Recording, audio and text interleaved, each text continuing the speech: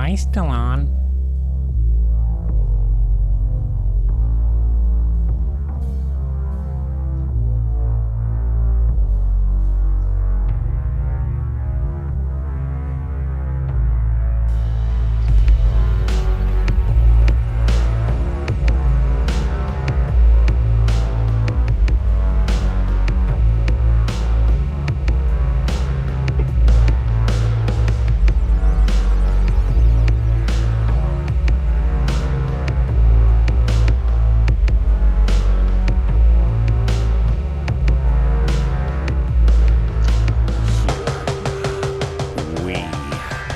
Go.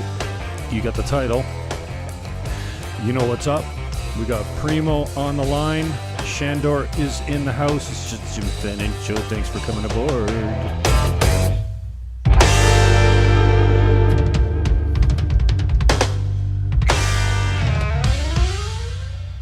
Jim, you nailed the intro. J Beatty nailed the intro. You nailed that intro. J Beatty's the man. Am I on? Is Rob on? Am I still on? Are we still on? You are on. Is this thing working? Yeah, let's get Primo world. up here. Hello, hello. Primo, what up, yo? Thanks for taking the time. And Sandor, thank you for putting together all the show links and everything. Oh, and buddy. We'll talk about your creative writing skills got later. A banger of an episode. Okay, so now we're just looking at Primo. Primo, tell us what you're up to, man. Get us kind of up to speed on goings on. I mean, we know the old story. Most people that watch, you know. So tell us what's up lately. Well, to be quite honest, the last couple days I've used to recharge the battery. I feel like I came to a time where I got really drained there, and I just needed to spend a couple days on the couch watching some movies, taking everything in that's going on, and making sure that all my future actions are productive. And that's about it. That's what's up right now, my friend. So you took some time off, recharged the batteries. What's coming up next? Oh, what's coming up next? Tomorrow, at the police station, there is a, I believe you would call, I don't know what to call it. I guess it's a peaceful assembly. I don't really know because it's real grassroots. I don't know who put it on. Flyers just kind of started circulating. And people are going. People are going to support. It's from 3 until 5 o'clock at the Niagara Regional Police Headquarters, I believe, which is in Niagara Falls. Okay, I didn't expect this. Give me an image. You what? Sorry? Instead. Nothing. We're just there we go. Perfect. Okay, now I'm going to switch to that. So thank you, right. Sandor. Pick up on what we got here. Okay. We want to get your take on this, Rob. Right. Okay. But everything's in order, presented in order, of course. Oh yeah, the not links out are in of the show order description. where we jump into the middle of the story. Watch this. Right. Sorry about that. No, it's not you. We're just trying to figure out what's going on. So it's good to have you. I can't see Rob. any of that stuff. So yeah, there's so much for us to go through this week. We have 3 major stories we're covering today: the news bias of last weekend's protests, BITTLE and SENZIK's vandalism blame game of online hate, and then, as you were just about to get into, the Police for Human Rights letters, which you were instrumental in publishing, as well as there's a protest that's popped up. So yes, there we go. So last weekend was an event at Montebello Park called No Great Reset, which you came to, Rob, and Jim, you were there too.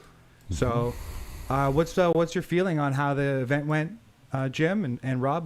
How'd you feel that day? Go for it, Rob. Am I going first? Yeah. Okay. Well, you know what? It couldn't have went any better than it did, really. I didn't feel like there was a very large gathering of people, but I felt like there was a lot of people who were in the right spot, who found their people. It was really nice to have a smaller crowd and be able to connect with people and share like-minded ideas. I got to talk to a lady who was in tears, and she was telling me how, this entire time she's felt so alone, and she's had, no one to turn to. Her opinions are a lot different than her family and her normal circle of friends. So, with all the judgment and divide going on, she's really had a hard time finding herself or her people. And she just said, you know, like just being there and talking amongst the crowd with people and feeling the love and the good vibes, it made her, it was like a therapeutic experience for her. And that was really nice to hear, because I feel like when I found this crowd and I started talking to Sandor and others, I was in her spot. And now I feel like I'm kind of in a spot where I'm helping people that are in that spot that I was once in. Right on. For me, it was you forget about people and how important they are, right? And the connection. And for me, it's kids. I don't have any, and they love me. Kids and pets, they're all over me. Even cats, which I'm deathly allergic to. Not deathly, but I'm really allergic to cats. Anyway, and people's stories. You know, I walked up on a perfect stranger, and my first interaction was with her child, because it always is. I care nothing for the adults. Only I'm fascinated by young adults, you know, by little people. And I said, "What's your name?" or something, and she more than likely told me what his name was. And then she said, "He's really awkward after this lockdown in public around crowds." And I said, "Oh yeah, you want me to show you around?" And he came straight. I walked away, and he followed me. And it was the most amazing. He fell flat on his face with his drink, spilled it all. I said, "Don't worry about it. Leave that there. We'll come and get it later." I knew it was done. And then, you know, he just followed me up into the, you know, I showed him where the bathrooms were, where the stage was, where we put the bands. And he was just like, oh yeah. I don't know. He was probably 4. He was a big 3. That was it. He was tall. He was 3, but he was completely into it. Exploration, you know, mentorship. Here, I got an elder that's not my dad taking me on a little trip. It was heartwarming. It's always about the kids for me, you know, and I wasn't planning on speaking. And then, sorry, Sandor, I was on the screen with us and Rob, but I'm just showing them pictures of, you know, Leighton. You know, it was, I felt moved to get, and I'm not the guy. I don't look for the microphone everywhere I go like everyone thinks I do. I'm not that guy. I'm more a guy in the background. Yeah, I come out here and stuff. Sorry. Hold your mouth up to the microphone much. Is it the germophobia? No, I'm just. We got to hear your voice at these events, Jim. I'm awkward in public stick your settings mouth right a lot. on Unless that I'm dirty- the MC and I've got the whole thing down and I'm running the show, me going up and speaking it's a rare event. Anyways, I was moved to do that. One, because I felt like Sandor needed a decent introduction, because he's been really key in this battle that I find myself with on the minority of my friends, where everyone else just buys in. It kind of breaks my heart that everyone's just kind of buying in. So you guys are my boys, you know what I mean? In a time when we really need the men to come together and stand and lead and take the shots. And I don't know, man, it's a confusing time, but for me, that thing, it got me. And then I stuck around because there was another event afterwards, and there was more kids, and they had the whole pavilion taken over. And I just went up there and stood around for a few minutes and went, like, this is heaven for me, just watching kids running around. They're so fucking wicked. I can watch them all day. Anyway, so for me, and then you guys have kids. And, you know, there's a shift when another being comes into this earth that's more important than you. And you guys fight for your kids. And I'm fighting for the kids, but I'm fighting because I feel like, where are we? Are we really having these conversations about segregating people by medical status? Yes, we are. And you know what, Rob? The only hope I can have, and I'm going to keep saying this because nobody's invented it as a possibility, because I didn't before I heard it. You know why vaccine passports aren't going to matter 2 years from now? Because coronavirus and COVID will be gone. Yeah, right. We don't even, we're not hopeful enough in this fight right now on the front line to even invent that as a possibility.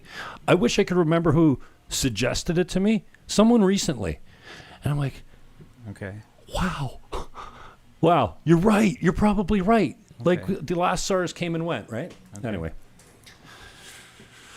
that's my story. It's all about the kids. Yeah, I mean, it certainly wasn't a den of villainy collecting in Montebello Park. And opposite. Yeah, well, the message I had for the event is the same title of today's episode, which is the answer to demoralization is morals. And we've been demoralized over the last 18 months, and it's come out in our own behavior. And so, I mean that collectively as well as individually. And so that's the message I was bringing forward to, and I wanted to play a clip of that. And Rob filmed this for us. Thank you. Just play a quick clip to sort of set the tone of what values and principles were being championed on that day. Cool. Hit it. I don't think I'm breaking that bail condition now, but I want us to reflect on what the hell kind of bail conditions are those. For 4 months, I've been sitting at home, unable to organize an event like this. I mean, I guess I could have, but every time I do, I'm risking my liberty. It's not fun being in a cement box, and it's not fun communicating to the public that that's what happens to you. I want to inspire you, not scare you. What kind of example did I set? Did I scare you by getting arrested? Did you not want to get arrested yourself because you realize that it sucks?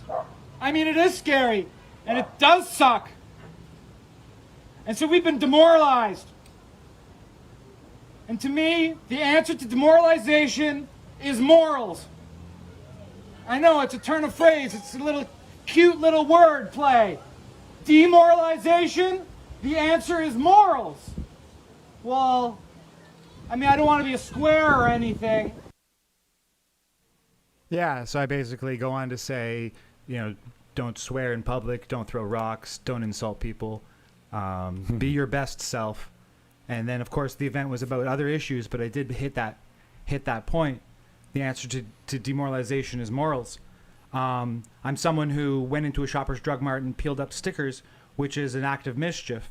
And in this speech, I made the comments that I reflected on that, about what kind of example that might have set for others, and I criticized that, and I wanted to make sure that we get that point known because of how the reaction in the public and the media for the following day's events. The reaction in the media for this story, well, Alan Benner interviewed me, or at least stood there as I talked to him, and with his microphone out as if, and I conveyed the same message to him that I'm talking about right now, and he said that it was a good message, but it wasn't good enough for him to quote a single word out of. My name, our names, our purpose was not included in this coverage of the event, and instead anti-vaccine protesters are putting themselves at risk, says HIRJI. So we have a protest, and the Niagara Daily's platforms Dr. HIRJI. It doesn't matter how hopeful you feel after speaking to one of these Niagara Daily news outlets. It's strange because I'm so resigned and cynical and pessimistic now after being through it for so long, and then being on the other end. I used to get positive press, if you can believe it. They used to like me before. Or sorry, you're down a little bit, Primo. But it's strange how, after you leave, I said, so the media was here. Yeah, Alan Benner was here. He's never done me any wrong, which is totally like us. To until you knife me, I'm not afraid of you. Right? Until you attack me. And he's not a Twitter bully. You're good. Right? Yeah, he's never on Twitter. I actually don't know what his bias is. And what which did is I probably say a good to you? thing. Did I say something to the effect of, oh, yeah, well, let's see how, because you said it was a very good interaction, a good conversation. I controlled him. I think you got your message across. Right. And then just to ignore him completely, I don't even think we were prepared for that. We were prepared to at least be made to look bad, not just ignored. But there you go again. You give a 20-minute interview to a press guy, and he doesn't use one single quote. It's like Bill Sawchuk on the beach. Mm-hmm. Talked to Tim for 20 minutes and never quoted him. That's fine. Yeah, I seen him speaking with Sandor, and I was standing with Sandor at that time. And when I seen him approach, I said to myself, Sandor is really good with his words and whatnot. I'm just going to take a step right out of here, and I'm going to try and make sure they engage in a good conversation, because I think it's so important that mainstream media gets a hold of some of this stuff, because there's nothing bad going on like they're portraying. So I once again, I had a little bit of hope that just maybe this good conversation would come out publicly. And I was so inspired that he showed up that I even went on stage right away and grabbed the microphone and said, guys, I just seen something happen. And even though you all conducted yourself beautifully, I was, you know, we've all been so upset with mainstream media the last couple of years for the divide they've caused. But maybe it's time when they do show up, we make sure we respect them and we give them a chance, because here and there we're seeing, you know, like they'll cover a little bit, like one story out of every 300 stories against us. Maybe they'll throw us a little bone here and there. So I was very hopeful that day that with all the families around and kids playing soccer, parents connecting with each other, some parents going on the platform and talking about alternative education plans. I was really hopeful with all the positive connections and good messages and good vibrations that day that maybe there would just be the smallest amount that would help stop this division. But of course, he didn't mention a thing. A description of who was there, why it was there, what was happening. Instead, just the accusation that we're putting ourselves at risk, and the implied accusation that we're putting our children at risk, which sucks. Thanks. Yeah. So this guy here on the left in this photo, this is the fella. So after the event was sort of starting to wrap up, suddenly this guy shows up and starts throwing up his middle fingers and saying, fuck Trudeau, like he has at the top of his lungs. And the kids were all around him and they had to like vacate. The parents started taking kids away from the guy. And then we're like, all right, I'm out of here. I grab my kid and then I see that Alan Benner's there. And Alan Benner is someone I met 1 year ago at Niagara Region when we did our protest there. And it was a fair protest, and actually he did a fair report conveying what our views were.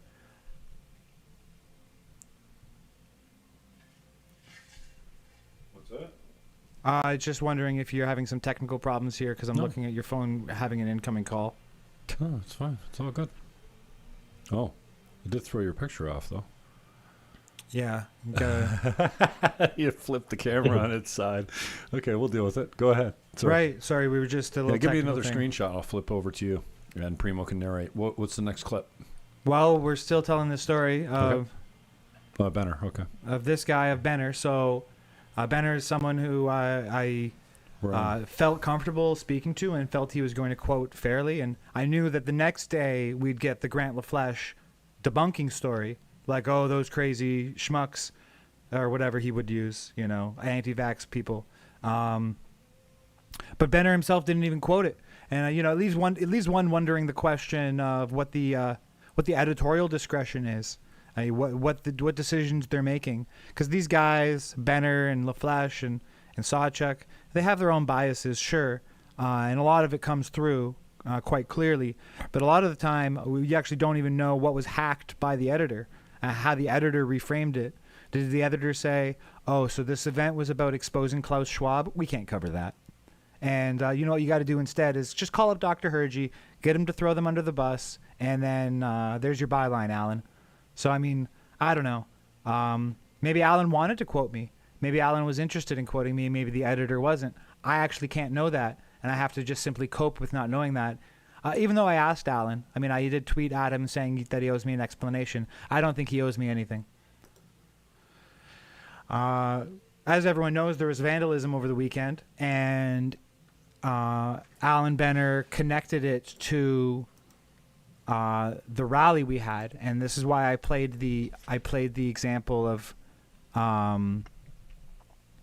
what I said earlier, is because connecting vandalism to our event seems contradictory when the principles and values I was promoting were against that. So I just wanted to be quite clear what principles and values I have, and that this is unfair to connect the anti-vaccination rally to us. There we go. So that was the first protest on Saturday, and then there was a protest also on Monday. Here's Rob Primo introing it.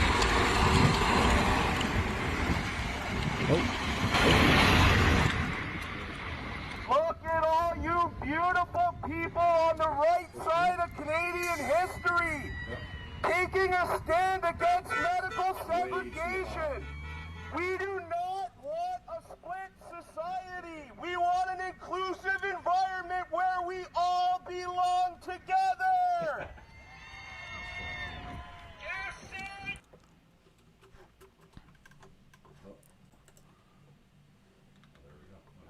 There we go. Is So that as long as it is? Nice job, Primo. You're Thanks, man. you're so much better at that than I could ever be, man. I'm okay here. Man, that I could get choked up on that. That going there that day, it reminded me again of why I just can't stop doing this. I have days where I wake up and I want to take a step back, and I should take a step back some days. I just can't right now. When I go there and like, I mean, we had an interview, you remember it all. When I'm talking to students, like we're talking students here, like the one girl is like going into her 5th year of criminology or whatever. Like these people are being denied an education simply based on making their own personal informed medical decisions. It doesn't matter if you're for a vaccine or against it. Everyone, in my opinion, every Canadian should have the right to choose any kind of thing they do medically. That's nobody else's business. And, you know, I talked to another gentleman that we may have a clip of, I'm not sure or not. Now, I didn't even ask because it's none of my business, so I didn't ask, but he belongs to a religion that vaccines go against his religious belief, and this gentleman cannot attend school. And this gentleman even went on to tell me that he also has never had any other vaccines in his life before, based on his religious beliefs. Never had a vaccine, and now they're trying to force him to get this vaccine so he can go to school.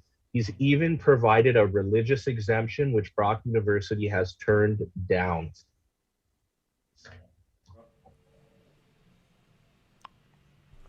what's going on? Well, it was good to get the reaction from some of the kids. Kids, I call them kids. Are they kids, really? Like, I don't know. They're young adults, let's call them that. And to hear, I think his name was Kevin. I'm not sure the other girl's name, but Lisa, I believe. no, I didn't talk to Lisa. I talked to Andrea or something like that, I think. Okay, right. Very, yeah, right. Just really likable young adults.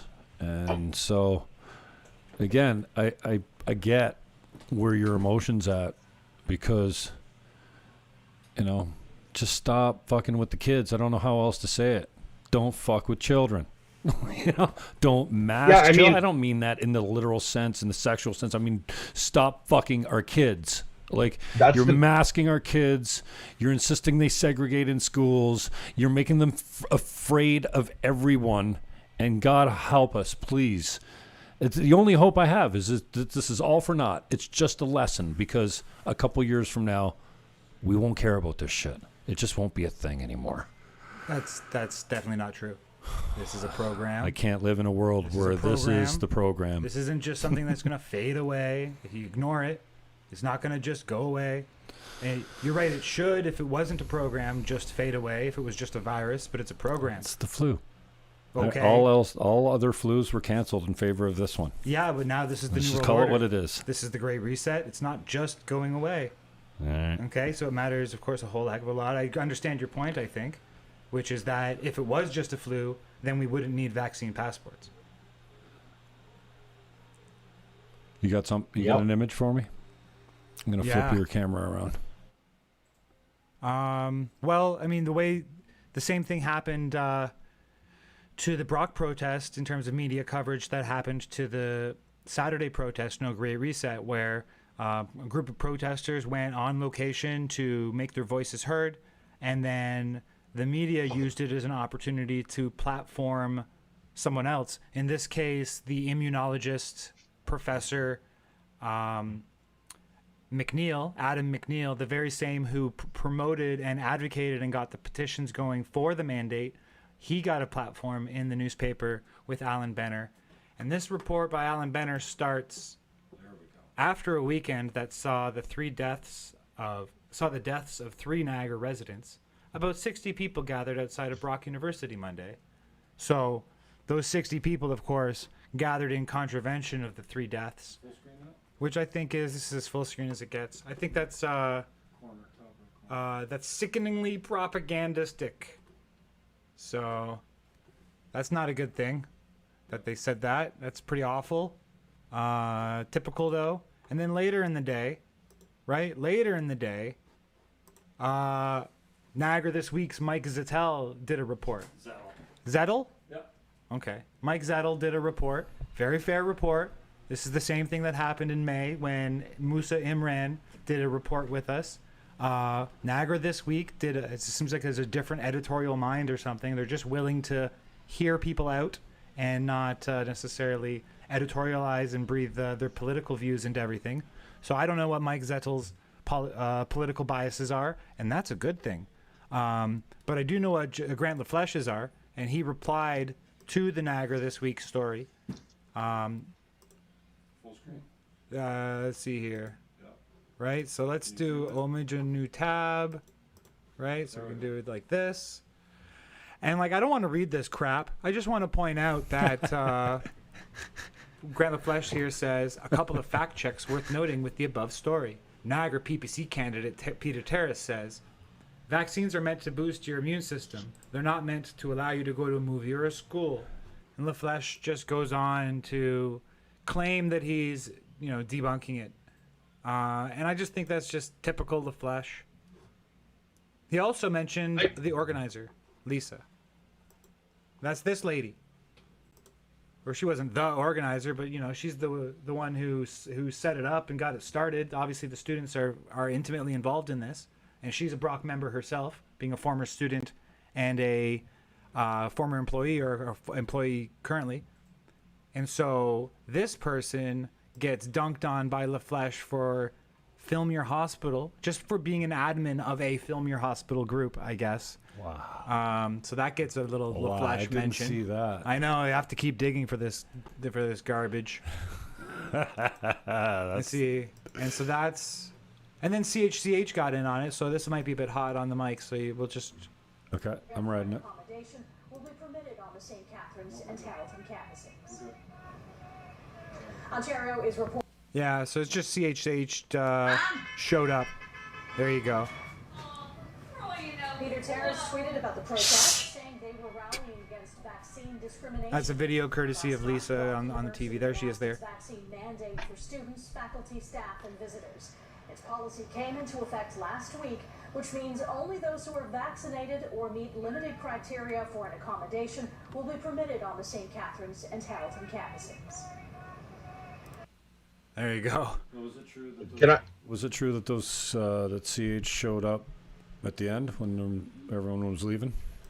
That's what I just wanted to clarify. CHCH showed up when I was leaving at 12:15. This started at 10 o'clock, and I'm still happy that they were there and they covered it.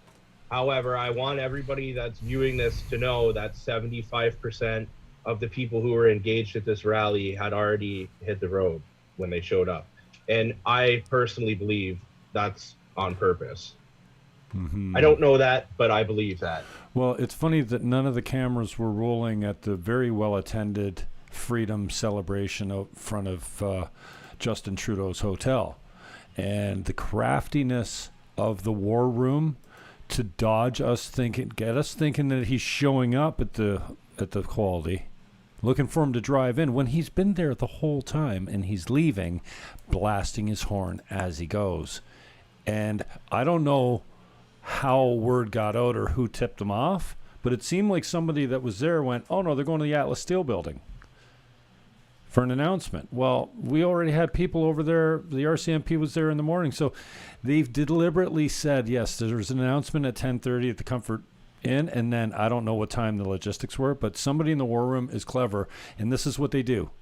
They wait it out. And then when the last of the radicals are left, the sparse, really vocal, enthusiastic, radical kind of people that are there to the bitter end. The hangers honors. Yeah, whatever. They don't show the critical mass.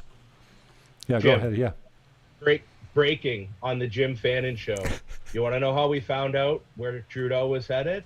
one of the police officers went up to somebody they confided in and said, he's gone. He's going over to Valbruna Steel or whatever. And that's how everybody headed over that way. Dissension in the ranks. No, And the that reason theme will I'm come up saying later that in on this purpose episode. is because people need to know that all the police, not all of them, but police are getting sick of this stuff too, guys. And you're talking about the feds, though, right? Not the local guys. Yeah. I'm talking about the RCMP. feds. Yeah. Yeah. The See, I feds was an were all over that RCMP place. officer. You know what? I do not engage. I don't look for the cameras. I don't look for the feds. You know, if I'm going to be beside a guy, I don't mind talking to him, but I don't normally go up to them, engage them in conversation. We're there. We're doing a thing. They're doing their thing. I'm doing my thing. I like to watch them from a distance. As long as they're human, I'm human. And I have no desire to interact with the guys. In fact, I went across the street to get a better shot. And I wouldn't have got that shot if I just had, I was wandering. I met a couple guys I knew, but somebody in the war room knows what they're doing. But the media purposely doesn't cover the critical mass. They stretch it out. They stretched it out like they did at the Atlas Steel building. And then by the time that bus left, there was 20 people. So they're not stupid. And you know what? I was sitting with a guy that worked at that steel plant, and he said, I didn't strangely get an invite to this. I said, why do you figure? He goes, well, I got a bumper sticker that says fuck Ford, basically. So they're probably know I'm not on side. But he said he knew there was only one way out of that place. But the whole thing was divide and conquer. You divide them at the hotel. Then you divide them at the place because there might be another exit. And you divide. And it's just, it's the logos of today. It's divide, divide, divide. We're all victims of it because our family, whether we want it or not, is being divided by every single issue that comes down the pipe now. And I don't know how you white pill, but I'm eager to take it, a double dose of it. The answer to demoralization is morals. Yeah. So that means look at yourself and make improvements. You're full screen on that now. Well, next week we have an event on Thursday, so I wanted to throw that in there just to change the topic. We've covered our previous protests from last week on the news bias that occurred in it. Links in description, so check out all of those posts to follow up on those things. Next Thursday, we're calling on professionals against vaccine mandates to join us and stand in unity at the Niagara Region headquarters during the Niagara Region Council meeting. So from 5 till 7, Thursday, September 23rd, calling on police, first responders, teachers, professors, nurses, and anyone for bodily autonomy. And, well, we'll see what happens there. That's something that I'm looking forward to. It doesn't end until we unite and just say no, is the slogan. And very simple, very straightforward. Going back to you. Hopefully that'll be what takes place next week. Primo, thoughts on the way out? I don't want to keep you too long. I know you're a busy guy. Oh, I'm good, man. Keep me like thoughts on the way out of the show. You guys are good. This is all you need. I don't know what else you get to hit. What are we doing? You got something else you want to get Primo's take on? I'll keep you all day, Well, bro. I've got 3 stories we're covering today. All right. The first story is the media bias. The second story is the vandalism, which we haven't yet addressed, and then the third is the police letters, which definitely involves Rob. So, how are you doing for time, Rob? Good. New image. Oh, I'm good, man. Okay, right on. I got all the time in the thank you. world for you guys. Okay, I want to make sure. Cool, man. So, just touching upon the theme, and this doesn't really have anything to do with Rob or you. Going to you. Touching upon the theme of this episode, and really what inspired me to start, saying these things about how we have to watch how we talk, is these kind of interactions. Now, here's a post from Carrie Porter where she said that she just had sat down with Peter Terrace in a debate, and she connected his ideas to fascism. Click on it. Give me a fuller screen. Right?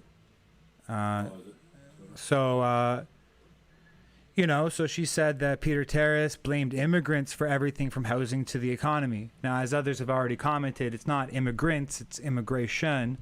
But she says this line of discourse is not only wrong, it's fascism, so I'm not really surprised. What's she not really surprised about?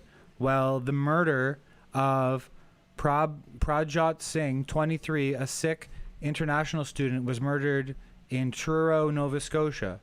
So, I mean, that is absolutely outrageous. Totally outrageous, Carrie. Totally outrageous. But you know what?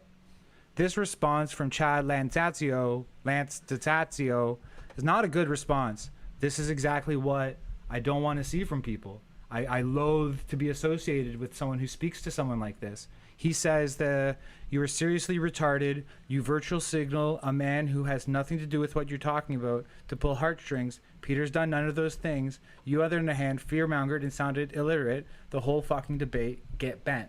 That's not a really big deal. It's just typical interactions. But this is, of course, sending it directly to Carrie. She didn't seem to pick up on it. I thought she would. So now the thing is, I messaged Chad asking for info about Carrie. Chad decides to attack Carrie, and I don't like that. I mean, I'm trying to sit here and be a reasonable person talking about ideas and not engage in this kind of stuff. So I just wanted to actually be honest about part of what inspired me to say, like, let's start being good people. Now, I'm not saying he's a bad person. I'm saying that the way interacting with people like this isn't even the harshest example of it. Well, this is also an example of a guy that suffers no lack of passion, just like all of us. Yeah, he's got a lot of passion. And some of us are better at adrenaline control and filters and stuff like that. And I'm the last guy that's going to get on a guy for using harsh language because I know what it's like. I'm trying to get on everyone for our harsh language. I know that I'm some a parent. people have I'm a dad now. Have an issue with the R word. I used the R word the other day. My video growth was retarded in the beginning, and then it blew up. Yeah. Is that good? Are we good with that? Are we all right? Okay. Anyways, go ahead, Robbie. Well, no, I think what Sandor's saying is good. Like, we really do need to evolve because the media paints us as like these terrible, terrible people, and we're not. And we got to start showing them with action that we're not. Like, the slightest example, I went to the grocery store before I came on here with you guys, and I was in No Frills, and you pay 25 cents to get the card or whatever, and I was going to put it back, and the lady says to me, "Oh, I can give you a quarter, and then I'll just take your card." And just the smallest thing, I just said to her, "Oh no, keep your quarter and take my card though." I said, "You have a fantastic day." And I walked away, and just like the littlest, dumbest thing like that, because she probably came up to me, seen me without a mask on, and thought like, "Oh, this terrible person who wants to kill everybody's grandma with no mask on."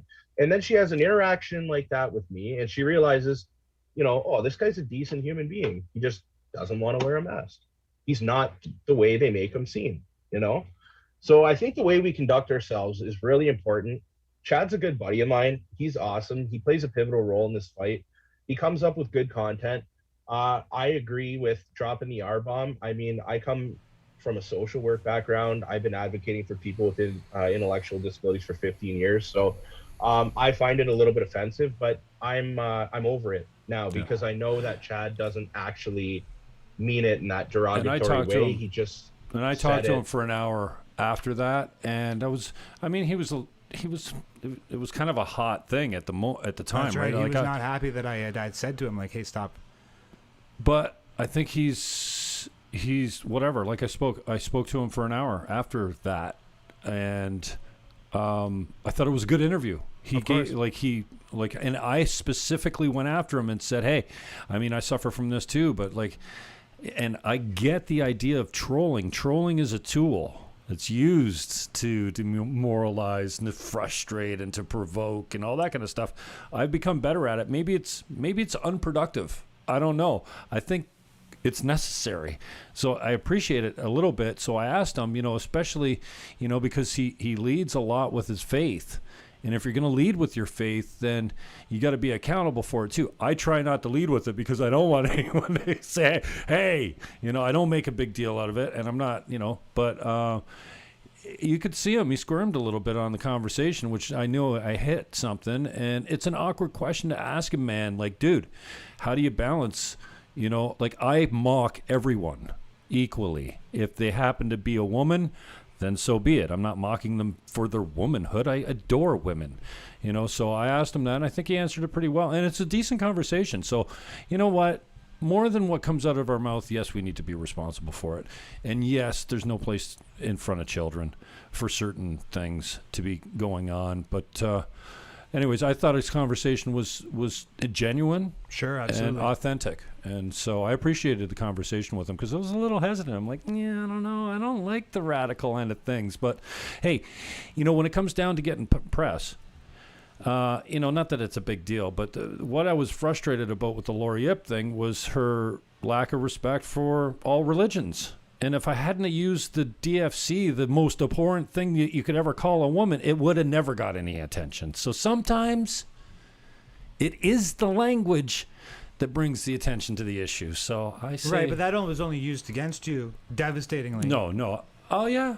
That was used against... and Yeah, for a period of time. I mean, I'm still here. Yeah, you're still... definitely. To me, Anyways, it's not even the language. I love this shot. We're going to go over to the Chris Biddle jumping over the needles. To me, it's not such even a beautiful video picture. It's not even the language. It's because swearing is the language of the people, and the people have their voice, and this is the voices of the people, and True the people enough. are speaking. So if they're going to speak in the language they're familiar with, which includes a lot of swearing, that's true. But as advocates, if you're going to try to communicate across class lines, Absolutely. my whole point is about communicating across class lines and communicating across party lines. So on your own little platform, you can say pretty much what you want, but if you're actually reaching out to someone, going into their space, do not be vexatious. That's the whole thing. It's Yep. actually not the F words. It's the vexatiousness. Yeah, and That's you're right. my whole and point. You could say F words if you're saying it funny. If it's a funny F word, like, what the fuck? And the mainstream, it's like I told Rob and other people, if you want the mainstream media to pick up your chance, you can't say certain things. You need to make your chance funny or at least G-rated, so anyways. It's funny. I went from like being in the mainstream media literally like once a month, and I was like looked at as a superhero in my community, and now I'm like a villain. It's crazy. You're a superhero in my eyes, Rob. You're a monster. Thanks, buddy. in That's my- all that matters. You're a monster, All right. to me, brother. And you know what? Good on you for having a clear head. I know you don't mess around with the alcohol or drugs. This has been a tough time for those of us that do lean on alcohol and drugs. I don't care if it's sugar or nicotine or food or sex or porn or there's all kinds of addictions. We all got them. Don't fap. Yeah. And it's been really easy to be weak and hit the bottle. I'm not a big drinker because drinking screws me up way too much the next few days. I'm an abuser. I can get tricked. Yeah. I like playing cards with my boys, and we get carried away, and I don't have just one or two. I could have, but I allow myself to get tricked. So I'm an abuser, an occasional abuser, but it just ruins me the next day. But I know a lot of other people that are not. Of substances. A lot of people Finish are suffering right now. Abuser man. of what? Of substances. Yeah. Not of just an abuser. Oh, whatever. Don't take I Jim don't Fannin out of care. context there, Yeah, folks. I don't care. Take it out of context. Take it out of context. Care Jim less. Fannin I've admits got- he's an abuser. We've got hundreds and hundreds and hundreds of hours of me blathering without a script. You show me one person that says I'm an abuser of anything other than drugs. Right. All right, back to okay. We got this full screen up. You and me in the corner. There's look pretty, Sandor. Hey. This is This phone's about to die. This is the back end of Chris. No, it's fine. It says 10% battery. Really? It's draining. I don't know why. it would Draining be. as it runs, we might not get to see my pretty face That'd anymore. be a shame. Yeah, next. So the big story of the week was the vandalism. The vandalism. Chris Biddle, last night, while my family and I were sleeping, someone came onto my property to vandalize my car. This was clearly an attempt to intimidate me in my campaign. I am disheartened to see this, So but scared. I know this isn't who we are as a This community. makes me stronger. Only makes me stronger. So, you Spray know. snow on my car. Yeah, so we've got a very thick lined snow spray snow. It doesn't really look like paint, but I'm not in forensics I'm not a forensic analysis. I'm gonna door knock the house later. We'll find out. You're just gonna go by? Yeah. Well, that's the thing is who knows where Chris lives, not me. Everyone knows. Do they all know? Yes. What is it? How's it? It's not hard to find, dude. Have you Okay. ever driven by the pen? All right. Well, that happened and was reported as happening, and it became viral. Oh, I can't see the retweets. It became viral, minor viral. People blaming the political opponents, which is a little bit awful since nobody can know how this happened or why this happened. Let's see here.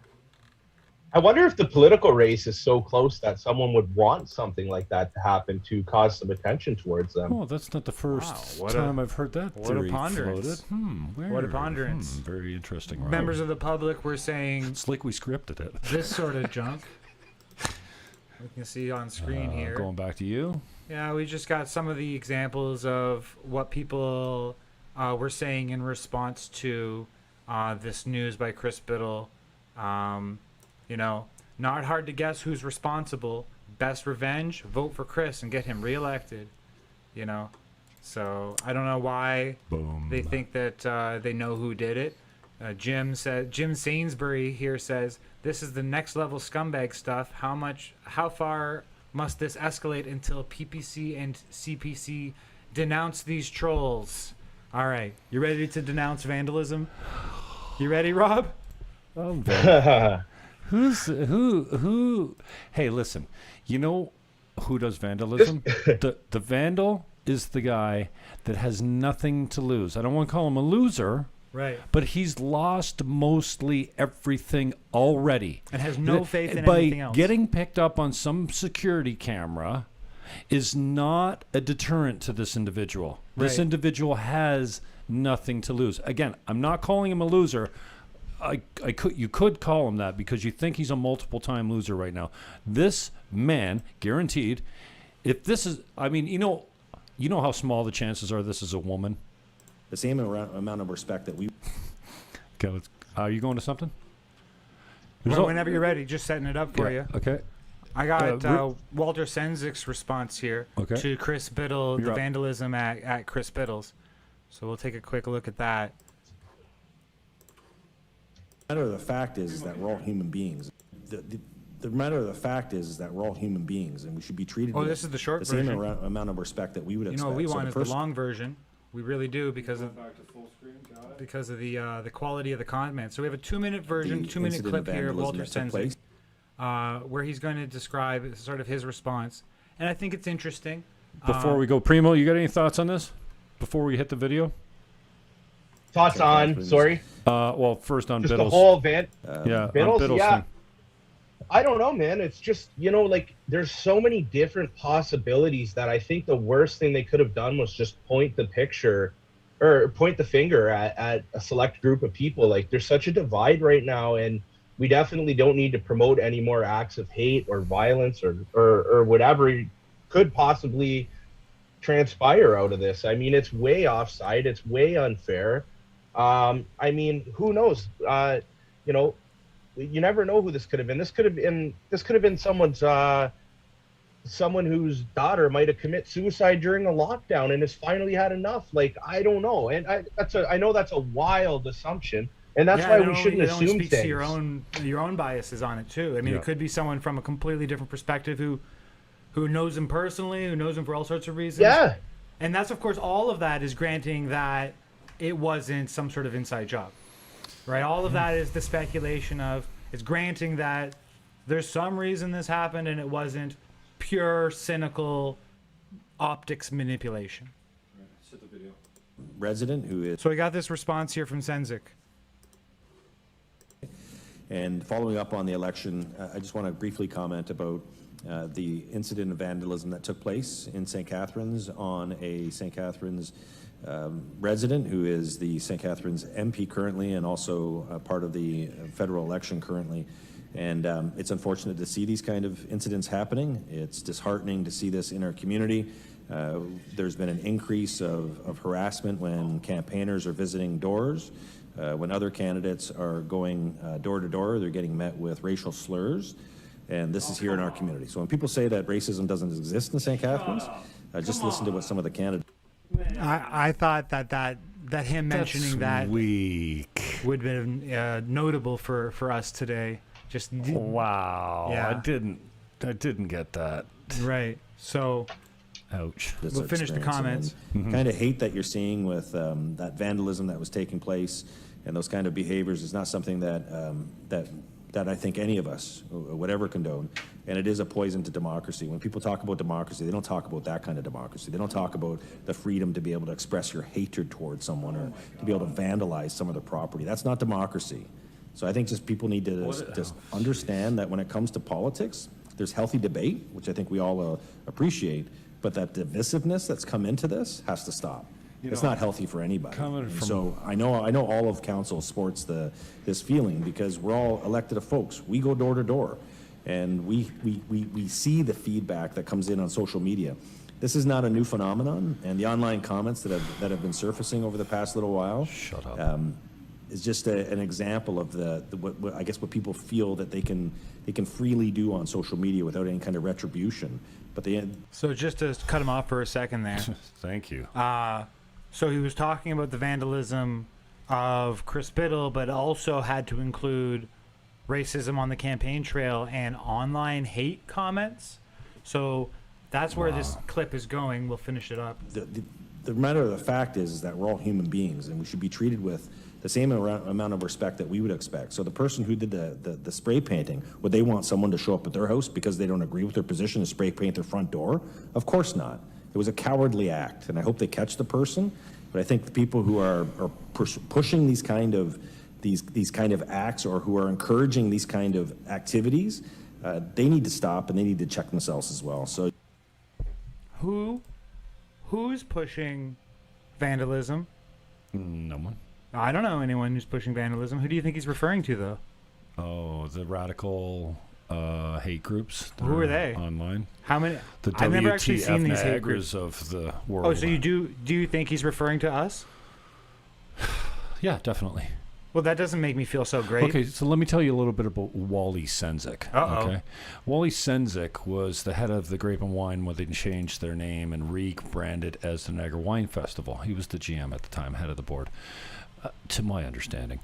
Wally SENZIK was also the GM of the St. Catharines St. Catharines Thorold Chamber of Commerce. St. Catharines Thorold Chamber of Commerce was a decently sized group.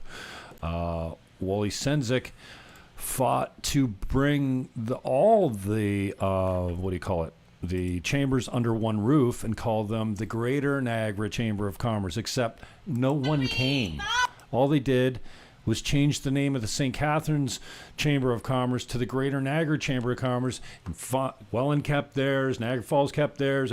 It's not the Greater Niagara anything. It's just a branding thing. Wally SENZIK is one of the most exclusionary entrepreneurs, leaders, or politicians of our time. I know it firsthand. As a Green Party guy that was always looking for a space, always looking for a way to hang out, I wasn't in his little clique. So I wasn't helpful. And you see how that's manifest in regional politics with the control over the press. Grant LaFlèche used to write glowing reports about my debate performances because I'm good at it. Right. This all changed. And what you're looking at right here is one of the biggest bullies that excludes people because you're not in his little clique that gives him money that Niagara's ever seen. I don't know about. I know a lot of the mayors before this tool, and I choose my words because I don't want it to get lost up. I've got a lot. I'm fired up. But this is the biggest bully this city has ever seen in leadership. And for him to call out... Pretty extreme statements. Dude, those are pretty harsh statements. Do you know the mayors of this town? I mean, I've been following him for a long time. This guy has been a bully for a long time. But it's just hypocritical for him to call people cowards. And, well, the people committing violence are cowards, absolutely. But they also have nothing to lose. He certainly has... in the statements he made here, he portrays himself as if he engages in open civil debate at any given time, which just isn't true. But even if so, obviously, no matter how much of a bully he is, his property can't be vandalized. Everyone knows that. But what it kind of looks like is a copycat or the same guy did it twice. So we'll actually get to see what happens next. We have here, he says... ...that comes in on social media. This is not a new... matter of the fact is that we're all human. He says the phrase, you can see it actually right here quoted. He says the phrase, my front door. She takes And a picture. he's actually referring to, like, speculatively, you wouldn't want your front door to be vandalized. But then not even 8 hours later, his own front door ended up looking like this. And this is an image through the Niagara dailies. You know, on the left of his yellow door, it says "fuck communists," and on the right, it says "communist NDP." And then we also have some images of the car as well. This one is also courtesy of, not courtesy, we just took it. Courtesy of Torstar, and this one here from I think CTV, CHCH. There you go. So you can see what the damage on SENZIK's car looked like, and on his house. So this was just a few days later. So just to bring everyone up to speed on what we've been tracking here is there were a couple peaceful protests, and then there were a couple acts of vandalism, and then the acts of vandalism were associated with those who might support the protests. So there's a particular political optical game or optical phenomenon taking place right at the moment where we're trying to be taken seriously and present ourselves as good, nice people. Above. Right then, suddenly, the opposite appears at the same time. The answer to demoralization is not vandalism. The answer to demoralization is morals. Amen to that. And it speaks to the lack of political engagement or knowledge of the said vandal, because Walter's commie might be a good cut, but I mean, NDP, what's NDP got to do with it?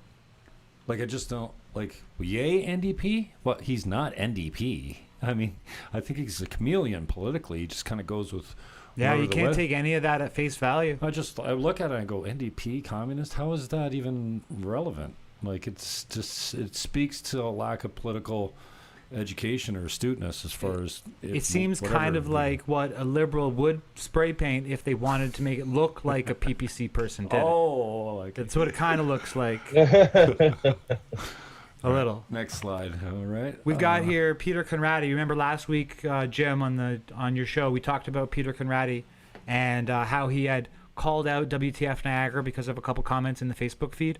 Well, after the vandalism at BITTLE'S, Conradi once again referenced his concerns about WTF Niagara. So Conradi, prior to the vandalism and prior to our protests by a couple of days, reached out to a lot of the influencers and politicians in Niagara through Twitter and asked for intervention, some sort of criminal intervention on WTF Niagara for hosting posts that had comments which included calls for justice, which would result in hanging. But it's really we talked about it last week. It's not like it sounds there. But that's what he's referring to here. So too is wanting to hang the medical officer of health or arrest a St. Catharines counselor. So here's Conradi connecting the BITTLE vandalism directly to our group, which that's some bull. Peter, has nothing to do with us. And if it does, do you think it has anything to do with us, Jim? Do you think one of our listeners is counting all the reasons why they should commit their next vandalism? Is that why they're here listening? No. I think that anybody that's on side with us knows the importance of talk? Yeah, what we're doing and engaging in conversation, knocking on people's doors and giving them flyers and trying to, convert them to PPC voters. Right now, right, the election is the most important thing we are facing, and it's a chance for everyone to have their say. So if you're not out trying to just, if you're doing anything that takes away from getting another government or a new purple wave rolling, I'm biased in this department, then you're not on our team. I'm back to your full screen. Absolutely. Let's get Rob's take. We've been yammering her for a few minutes while he's been listening in. Rob. Sorry, say that again. Yeah, hit it. What are your thoughts on it? the whole like vandalism situation. Well, I mean, Absolutely. the fact that, I mean, here's what they're trying to do. They're trying to draw the line to Yeah. our radical groups where we think out loud in a public forum. We all know it's public. I think we've been trolled a couple times by a couple anonymous accounts that come in there. But the idea that this would come from inside a group like ours, whether you're a PPC or don't mask the children, or we're against lockdowns that are killing people in far greater numbers than the virus ever would. Like, I mean, now we're like, you should see the comments. Like, we are radical because we don't want our kids masked. Like, Yeah. I'll just say how I really feel about it. I think they're cowards and they would love to see something bad happen to us at all measures. We've already seen that. We've seen SENZIK before put a call out for the police to come and get involved and arrest us all at protest. Even though SENZIK was at a protest under a provincial stay-at-home order. So you know what? I don't have too much to say other than I'll just say straight up, they're a bunch of cowards, and I think they would love to see bad things happen to us. Next on our screen here is we got a hot take from Niagara Health's CEO, Lynn Guerrero. So Lynn says, referring to both vandalisms, this senseless, cowardly act and the similar...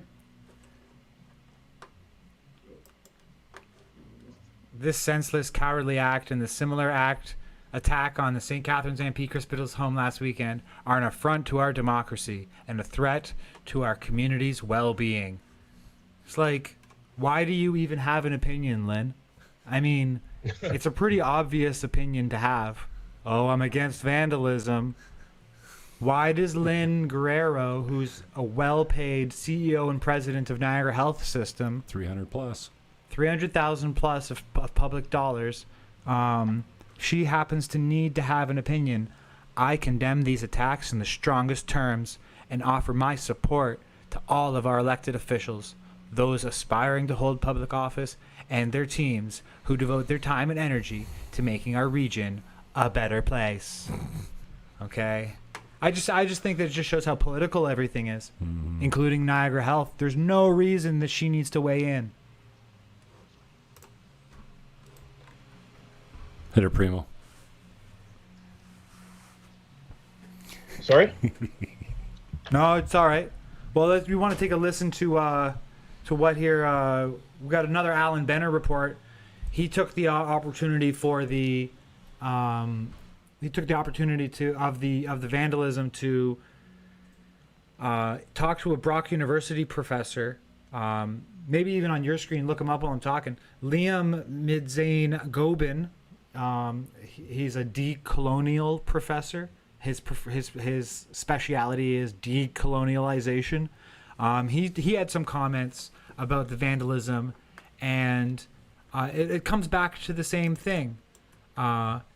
Social media, Facebook, Twitter, online hate forums. So the fact that there was vandalism, the influencer class, those who read the mainstream media, and those who take their advice from it, are having this university professor suggest that there's this echo chamber of this kind of hate that just continues on feeding itself. So I mean, like, I think, Rob, what you just said was great, because they're really acting like it's some sort of cynical division, this divisiveness that we're inventing out of nowhere and promoting. It actually the process we're going through, talking it out, showing people what's going on, criticizing it, expecting reaction, all of that is nonviolent. All of that is part of the solution. The solution is talk it out. So, for an act of violence or vandalism to take place, and then you go and basically blame the people who are trying to engage in the solution, it's not really helpful. I feel like we're being kind of antagonized, don't you? Yeah, absolutely. I mean, we spend the time going on a show like we are right now and talking about everything that happened and giving our personal opinions on what happened. And we go about things the right way, the professional way. We're talking about issues. We're talking about current issues. And to just have those accusations thrown at the group as at a whole is just it's not fair at all. Touching on that, whether or not, you know, we can't know for sure the legitimacy or the sincerity of these vandalisms. We really can't know. It's not fair for us to say one way or the other if it was an inside job or not. It's totally fair for us to raise the questions and to point out whatever evidence we think, you know, in terms of one's speculation that supports one's opinion. I'm not taking a harsh or strong position in that either way, and I can't in this next case, which was a few weeks ago. We had here Bill Blair reported that a bunch of his lawn signs were plucked out of people's lawns and thrown into the woods. However, astute observation may indicate and show that these things were never put in the ground. You on screen with them? Yeah. Yeah, these things were never put in the ground, and yet Bill Blair, former police chief of the City of Toronto Police Force, and current Liberal candidate. Investor in cannabis. That's okay, that's right. Super ironically. So that's just a case of, you know, suspected false flag attack where you're going to blame your political enemies. Oh, poor me. I've been persecuted. You should vote for me. I think it's bull, in my opinion, and I just want to bring that in as another case study in comparison to these incidences. This Bill Blair one is obviously a little less bad. Like, look, you don't go on someone's property and damage it. And don't even peel up social distancing stickers. I don't know. But, like, they're very different actions. There's totally different actions. So It's like people have such strong opinions, though. It's happening everywhere. It's not like it's just happening to these guys. Like I was telling you, you know, I think I've gone through maybe 15 to 20 no more lockdown signs this year. People come to my house and they'll rip them off and they'll take them down the road and they'll toss them, or they'll bring scissors and they'll shred them. I've had my tires slashed. I had people threaten family members of mine online. I've had people get in my inbox and tell me they're going to kill me. These are things that nobody should have to deal with. But what I'm trying to say is, unfortunately, when we put ourselves out there and in the positions we are, or political positions, people do this, and it sucks. It's not right, but it does happen. And it's happening to me currently, you know. It is what it is. And so it's hard not to eye for an eye or fight fire with fire. But indeed, the point of antagonism and the point of goading the public is to get the worst out of them, to bring the worst back out of them. And so it's important for us not to be antagonized. If somebody calls you on for a fight, take the high road. That's my opinion, and I know that you have been doing that. So I appreciate that. Yeah, man, I've always been one to think that, like, really your actions are way louder than words.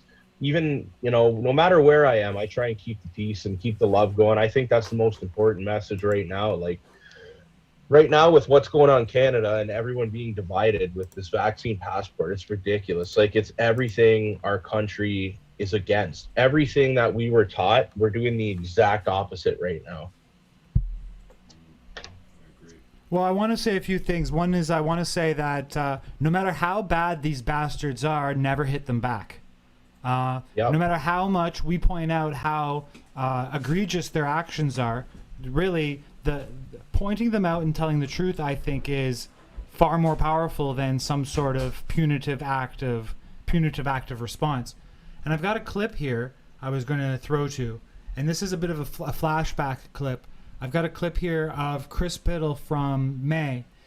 Some of the viewers of the Jim Fannin Show and followers of WTF Niagara may remember when Chris Biddle referred to anti-vaxxers as a societal scourge. So, I mean, that is actually kind of threatening language. I mean, imagine being labeled, and he did label me and this other individual, Jeff, specifically as a societal scourge. I mean, that sounds like sounds kind of Hitlerian. If you say it in a German accent, they are a societal scourge. He kind of really indicates like how what you plan on doing with them. But even if so don't let them goad you, of course, is my message to the public. But I wanted to remind people of exactly who we're talking about.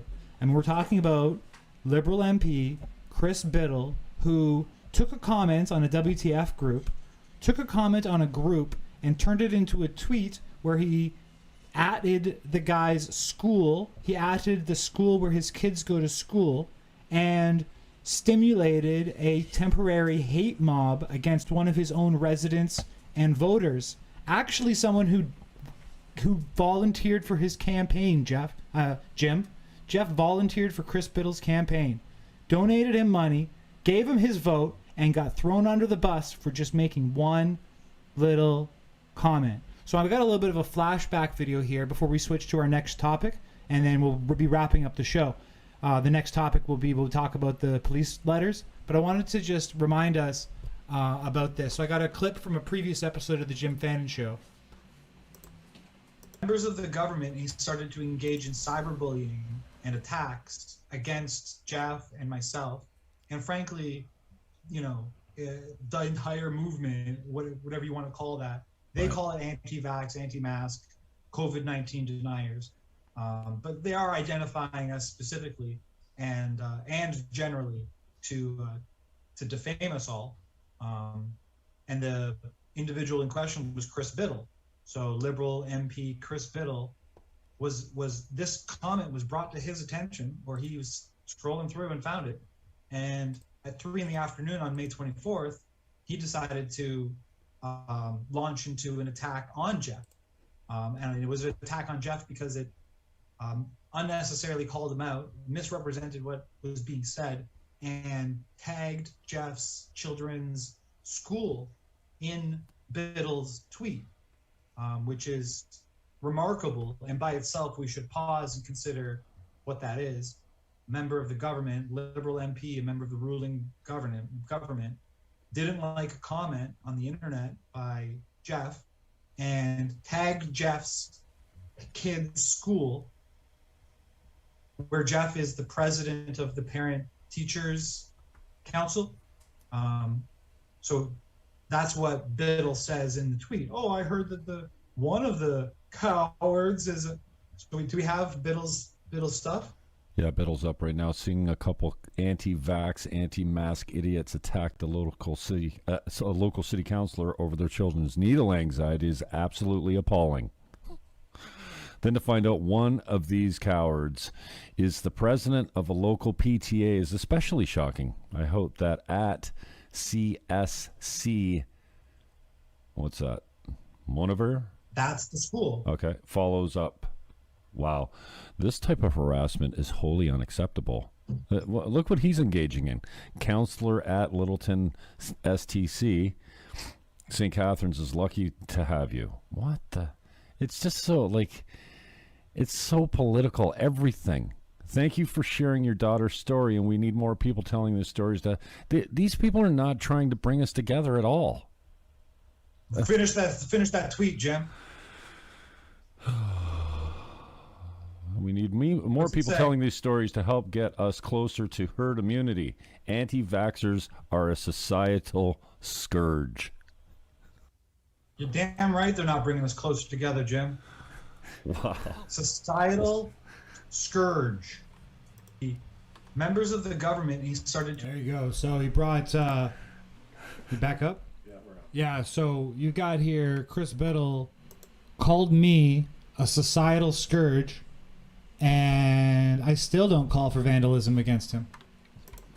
So that brings us to our next topic, and our next topic is something, just a quick little thing, so maybe we could skip it because we wanted to hit the next thing. But you know what? I need to hit this. I need to hit this quickly. Sorry for holding you on the line, Rob, but I got to hit this. That's okay. On September 16th, 2019, racist spray-painted vandalism appeared on a resident's fence, producing collective guilt and admonishments from all corners of Niagara's influencer class. So here's a screenshot of racist graffiti from 2019. The N-word appeared on a resident's fence, Donna St. Hilaire's offense, and it was shocking and sent waves across the community of condemnation. This does not represent who we are. Of course it doesn't. The blatantly racist word painted on her recently installed fence left her, quote, flabbergasted. Well, a couple days later, Niagara Region joins anti-racism coalition. In the comments of that meeting, they said, well, we haven't had our fence spray painted with racial epitaphs, but my son comes home with stories of racially charged name-calling. And so as a result, 25-0, Niagara Region passed, joining the UNESCO Municipal Inclusive Municipalities Coalition. Okay, the inclusive, it's so hard to say these duck speak words. The Inclusive Municipalities Coalition, which is part of UNESCO, which is part of the World Economic Forum. I have a screenshot here. So here's Laura Yip's campaign from 2018, which was called Reset the Region. And at first, it was called the Canadian Coalition of Municipalities Against Racism and Discrimination, but they shortened that down, thankfully. Reset the Region, Laura Yip. This was her policy. In the presentation, we have here a corporate feminist using World Economic Forum screenshots about closing the global gender gap. This was one of the reasons Niagara joined the Inclusive Municipalities Coalition, I guess. Don't really know what that means, but I do see the Sustainable Development Goals there. How very interesting. I wonder if that would have been very popular if they had just come right out and said all this stuff first. What if this never happened? What would have been the political context of this debate here if there was no collective guilt and moral imperative that we have to join it or we're going to be racists? Like the guy who spray painted the fence. We're not racists. And so about a year later, they did the signing ceremony. And here's a picture of what that signing ceremony looks like. It's a famous picture for us in our group. A famous picture because all of the mayors except Bilesma are wearing a mask. This is them joining the Inclusive Municipalities Coalition. And there you go. There's just another example of how a random appearance of graffiti can and does influence regional politics. I needed to hit that. All right, next story. You guys ready? You guys ready for the next story? Rob Primo, this is why you're on the show with us today. Other than us loving you very much. Help you wipe my sweat. Hold on. Yeah, there you go. Nice. Hey, buddy. Hey. I got some of those. I use them for toilet paper. All right, we appreciate you very much for many reasons, Rob. But you are the point person. You are the theatrics. You are the man on the spot with a pair of letters that have been released. You say through from an active duty Niagara Regional Police officer. The first letter, called "Inclusivity Equates to Pro-Choice, Waiting Between Worlds." This letter was shared on September 12th, so that was Sunday, and now has 180 shares here, as well as being blasted out on other channels. So I'm just going to quickly present a couple of facts, and then we're going to get your overall commentary on it. So then, awesome. This is a little funny tidbit for you, Jim. Maybe you saw this earlier. From that letter, it was screenshotted by Emily Spanton. And then in the response, Mel Holm replied, "How about we just defund the police and be done with it? File this in arguments as to why." So Mel Holm is currently the Green Party candidate in Niagara Falls. And here saying, I guess jokingly, might as well just defund the police. I mean, they're calling for human rights, and we can't have that now, can we? So that's an interesting little screenshot.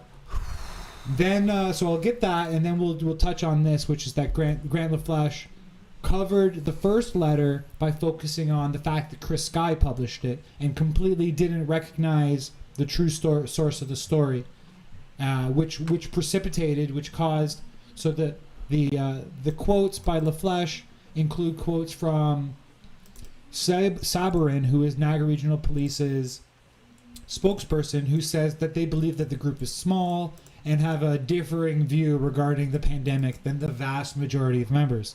As a result, the officers decided to send a second letter through you, and so this is the second letter where the group doubles down and reinforces its position. So that brings us pretty much up to speed on the Niagara Police United for Human Rights letters. What's going on with it now? What's happening with it? I guess there's not much you can say about how you got this kind of source, but I mean, has anyone from the media contacted you to confirm my claims and your claims that you are the source of these letters? Nope. I think they know better. This is the issue at hand. It's not a small collective of officers. I have talked to several officers. When I started going to protest a while ago, I started thinking that a lot of the things the police were enforcing, not so much locally, but at different protests, were a direct violation of the Canadian Charter of Rights and Freedom. So I started trying to give them the respect and time of day, and I would go up to them and I would put my phone in my pocket and I would turn it off, put it away and say, hey, listen, this isn't for the camera. I want to talk to you guys one-on-one. Are you okay with what's going on right now? Are you okay with these laws? Are you okay with what you're enforcing? Do you think this is the right thing to be doing? Do you not realize you took an oath, you know, to uphold the Canadian Charter of Rights and Freedom, and you're not doing that due to this emergency order and this special clause in the Canadian Charter of Rights and Freedoms? Now, I've had a lot of mixed messages from different police officers, but I could say as a collective, different agencies I've talked to, not just the NRP. This happened in Hamilton now. This has happened in Toronto now. Where else did I talk to? One in Kitchener, Brampton. There's been a whole lot of different places, man. And as a collective, just police officers in Ontario, most of them agree that this is a direct violation of what they stand for and the oath they took. And they're all scared of getting punished or reprimanded by coming forward. And they need to come forward in numbers. And when they tried to come through the right way internally through the headquarters, they were set back. They were jammed into a corner right away locally. So now they have had to take other avenues to try and come out with their beliefs. And these police officers, they're the good ones, guys. They're not doing anything wrong here. You know, they really did take an oath, and they serve and protect the people, and they work for the people, and they are funded by the people. They're loyal to the people, not the government, and they really want to let the people know that without losing their job. They need to get that message out there before we end up in a situation like Australia's in right now. And I'm sure you guys have seen a little bit of what the kind of things that are going on there. And there's a lot of good officers that do not want to see an us versus them kind of thing, because it's very dangerous what's going on there. And I salute these brave officers who want to take a stand against this now and make things right before it's too late. Absolutely, we do too. And I just want to focus, like that just goes to show you. That just goes to show you that if you had spent your time with your mind made up about them, swearing at them, then you wouldn't have built a bridge with them, and they wouldn't be in a position to communicate with you now to the public. So I mean, you're embodying the very principle that we've been trying to promote, which is, you know, set aside your, you know, assumptions and your hard feelings and broach these topics with people, and it might turn out well. Now, so far it's turned out in terms of them feeling comfortable using you as an activist to getting this message out there. That's actually quite remarkable by itself. It's not normal that you were like, hey, how do you get this message out there? Let's get it out through the activist network. That's really quite interesting. Yeah, and you know what? What you told me earlier, I don't want to mention her name because it's I haven't asked her if I could do that, but they're putting trust in activists and activism locally, because another girl who's really has a pretty strong voice in this movement and is involved in activism. McCarthy, that's, if I just said that word right or not, that's been going on. Apartheid. They don't want any part to do in it. No part of apartheid. No, for sure. Well, that's good to hear. That is good to Apartheid. hear. Thank you. Yeah, that's all right. It's an Afrikaans word which means apartness. And I think we're seeing a true. We're gonna know next Thursday when we're gonna ask. We're gonna ask tomorrow, police officers and whatnot. Can you please come and stand at the region too? It's gonna be very professional and very peaceful and very right. But we need everyone to see that, you know, That's it's right. not a We've bunch got of that on screen yahoos now. standing together like Doug Ford tries to say. And we're starting to see the trust and realize that not only do we need the police for things, they need us for things, because I understand that even you had a conversation with an officer today, she or he, I don't know, but you know, they're putting trust and faith into activists because they know that we all need to work together to see a better Canada. That's right. So, I mean, we can't exactly confirm who's starting this event, but we know that there is an event tomorrow. The event at Niagara Regional Police Headquarters, which the address is there's no address here, 57 Valley Way, Niagara Falls, Ontario, from 3 to 5 p.m. on Friday, September 17th. There will be an assembly to support the letter. It says here at the bottom, in support of the inclusivity equates to pro-choice waiting between worlds letter circulated by anonymous NRPS members on social media. So in support of that letter, there is this event. And then secondly, and separately, next Thursday, 1 week from now, we'll have the Just Say No event at the Niagara Region headquarters. And so, you know, we're hoping and calling for first responders, police, teachers, etc., to join us there for a unity demonstration. More information would be available on that soon. So let's just quickly talk about the Chris Guy angle on this. I was just going to ask if I could clarify that. Yeah, so we're going to talk about the Chris Guy stuff. So the phrase "just say no" first appeared in media in the 80s thanks to Nancy Reagan's Just Say No campaign. It has been reappropriated recently by Chris Guy and others to just say no to the mandates. They're only mandates, they're not laws. All you have to do is just say no. So this event is called It Doesn't End Until We Unite and Just Say No. And I thank Chris for his advocacy and his clear, strong messaging, which we've all benefited from. But at the same time, I see this tweet from Chris on a press release I know came from Rob Primo, which says Niagara Police double down, only from Chris Sky. Okay, Chris. I actually asked him, well, what do you mean? I didn't really hear a response, so I don't know what he meant by that, but it came off to me as only from seems exclusively Chris Sky exclusive, and that's just not the case. And that kind of, I don't know, maybe I'm autistic and I'm really very, very specific about things. And like, I know that's not true. But that took place. And I'm like, okay. So then we have this event poster was released on the 14th. But then it was updated. And it was updated to this second poster. So the first poster has the police building, the address, all the information. The second poster has 20% of it taken up with the names Chris Sky and Mad Dad, which I think kind of takes the whole attention away from things. Is this a Chris Sky event, or is it an event for the officers? So I just thought I'd throw those couple of points out there and give you the opportunity to address those kind of perceptions, those kind of thoughts. I know that a lot of people on our side both appreciate Chris Sky and are a little bit leery of the circus that may surround him. So any thoughts you may want to contribute to the event that's taking place tomorrow?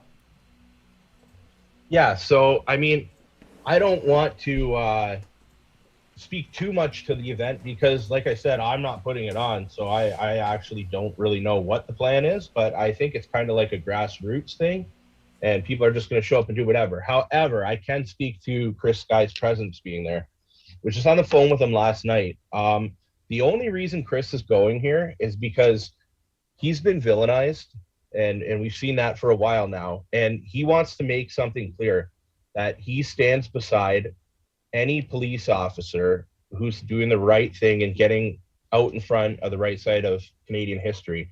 And as somebody who has been targeted by the police a lot in the last year and a half or however long it may be, I think personally for him, it's some sort of healing for him to be there and see them do the right thing and stand up and take their oath pretty serious to uphold and respect the Canadian Charter of Rights and Freedom. This isn't about Chris Sky tomorrow at all. And I might even I am willing to take some blame for that. I know the police officers would like to see as many people in the community there tomorrow as possible. And I mean, we all would, because why wouldn't we want to support them on this? So I kind of used that as an opportunity to say, hey, Chris, let's go together. And Chris was like, yeah, I want to be at all of these things that the police are doing. Like he wants to be there for them, and he wants to let the Blue know that even though everything that's happened, he backs them and that they can help us get through this. So Chris isn't even allowed to be at a gathering with 100 people. It's against his bail conditions. So like he's going to be like down the road somewhere tomorrow, like sitting at a table or something. And if any officers have a question for him, they're going to be able to go down the road and ask him if they would like a shirt or whatever. He said he's going to be giving shirts and books away to them.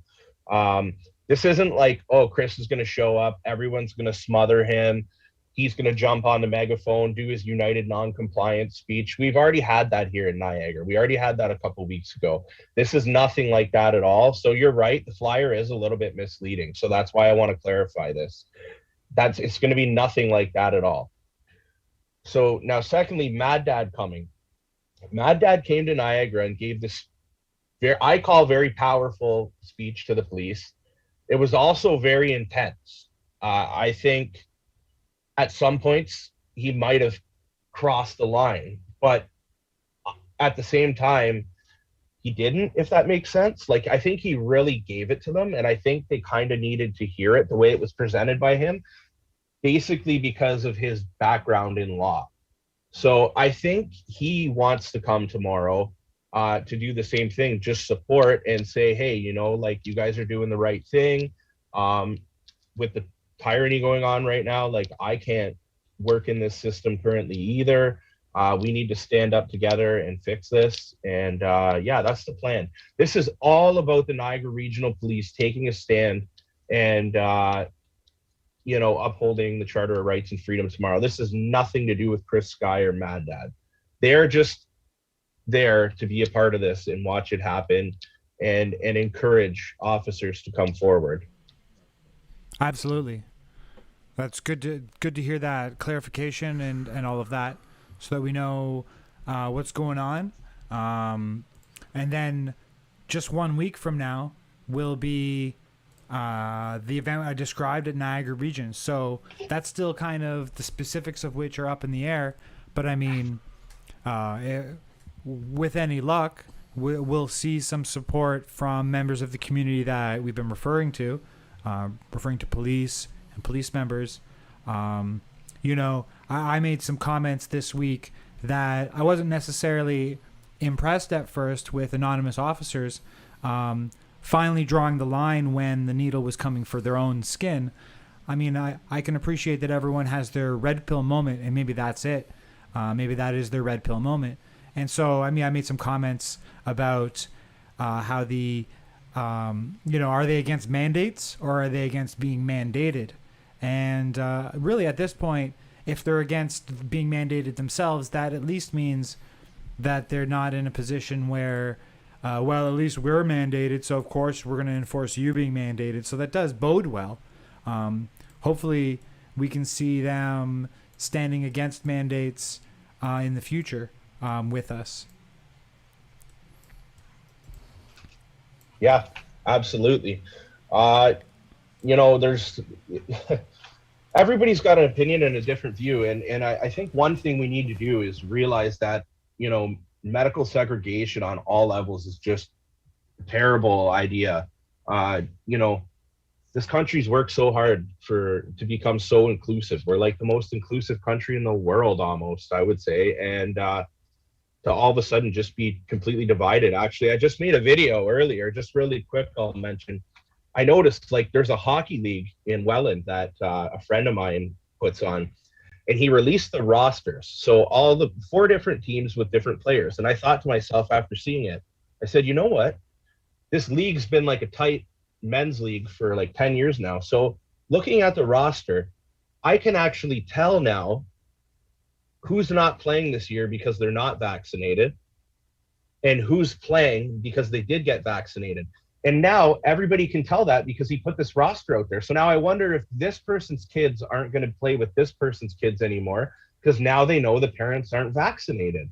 And I wonder if this person's going to be judged because they didn't get vaccinated because of a religious reason by this family.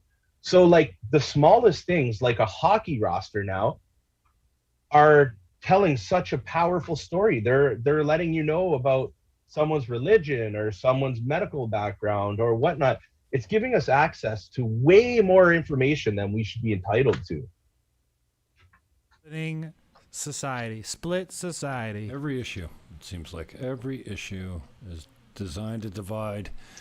And I don't know where it's going, but I hope I'm right. I hope we don't have to worry about this in 2 years. I hope that everyone is wise enough to look back at the impact on their life of lockdowns as compared to the flu, the coronavirus, COVID, whatever, and look back and go, what the hell were we doing? We based this on a 4% mortality rate. It's way less than that. We overreacted. We jumped the gun. Let's get back to life. I don't know. I'm gonna live in that hope. That's all I got. It doesn't end until we hope. unite. And if we all start doing our part, like, I mean, you guys both are, I know that, like, even having, like, doing these shows like we're doing right now, this is way out of my comfort zone. I mean, I've gotten a little more comfortable now that we've done it a few times. I'm starting to ease in, but we have to share messages and we got to talk about things. And when mainstream media puts something out that's completely bogus, I think we got to jump on this platform and talk about it. And then maybe 30 of my friends will see it, 30 of your friends will see it. And hopefully eventually we're making a difference, because I don't know what else to do other than keep fighting against the system right now. Like, yeah, stay on the path. Well, you can't just fight the system. You also have to fight your own vices. Amen. That's right. The answer to demoralization is morals. Right. I keep trying to come back to it because I know that I actually haven't been the best ambassador for my movement. I've been an okay ambassador. I've been an eye-catching ambassador. I've been someone that people notice, but I'm also someone people already know. I think it's important to take responsibility for your ways of being and how they show up and how they can be unhealthy for everyone involved. Right. I have my ways of being. I go back to them all the time because I'm a machine. I'm a human. Yeah. I go back to my old ways of being. It's difficult for me to be all these good virtues that I ascribe to Totally. all the time. You know what the thing is, though, Jim? It's that everyone is under the hammer of hypocrisy. Hypocrisy seems to be the greatest insult you can give to someone. If you can identify hypocrisy, then they suck. Which and so everyone is guilty if you don't of. have ideals, then you can do whatever you want. Oh, good But point. if you have ideals, then all of a sudden you have to be held up to your own ideals. And so the hammer of hypocrisy is always looming over us. And we use it over all of our opponents as well. Everyone is using hypocrisy as a weapon, and perhaps they should. Perhaps that is part of the purification of the soul, to have our internal inconsistencies pointed out, and so that they can be addressed with sincerity. So, I mean, so when I point out the hypocrisy of my opponents, I'm actually asking them to return the favor. In a way, to return the favor, or you know, I'm not saying that I'm perfect by pointing out anyone else's hypocrisies, but I am actually asking them to resolve their internal inconsistencies, which hopefully doesn't mean an abandonment of ideals, but instead means a fulfillment, a more perfect version of yourself, to quote Obama. Right? We are not the America we should be, but we will become a more perfect union. I wish I had him on camera for this. The camera died. The camera died. Timing. The camera died. I've got that screen up in the corner instead of you. Primo, I love you, man. I really appreciate your time. I know this is out of your comfort zone. In fact, I sit here many hours and wonder why I do this. And, you know, I was doing the dishes today. You know, Clean your room, bucko. These ideas come to me, you know, while I'm doing the mechanical things like showering or other things that are mechanical and routine. And suddenly this idea hit me today. It's like, shit, we are providing a little bit of a service here. No one's talking about the stuff that we're talking about. Nobody's taking an objective look at things and calling things for how we see them. I mean, I say no one in the media sense. So we are you know, somebody referred to me as a journalist in alternative media. I really bristle when I hear those descriptions because that's not how I see myself. I guess I am. I mean, I bristled the same way when they said you're an artist. Like, I interview musicians all the time. And they go, well, you're an artist. I'm like, yeah, whatever. I don't play shit. Well, I can't do what you do, so you're an artist. You create your own art. And I'm like, oh, I am kind of artsy. That's right. We are providing a counterpoint. We're not anti-vax or anti-mask. We're kind of anti-news.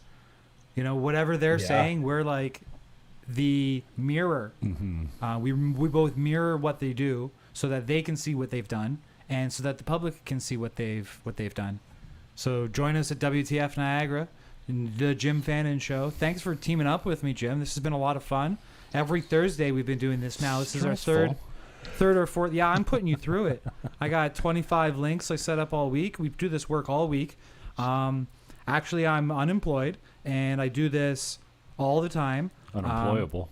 Not just unemployed, but unemployable. You know, I work on my own little projects, but this really is occupying my time. And, of course, freedom isn't free, so I don't mind giving my time in this regard.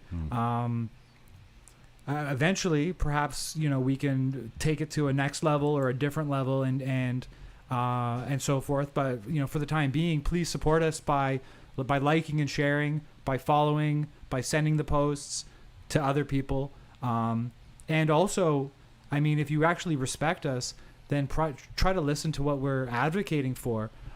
If you're in the comments field of my group, keep it easy. Somebody on my group referred to one of the female politicians we have. Maybe her tampon's in too long. Ooh. I deleted that comment. That comment is not acceptable, not appropriate. Get out of here. All right, and you know, if ever I've been crass and so on and so forth, I regret it. And I want better for myself and for the people who follow us.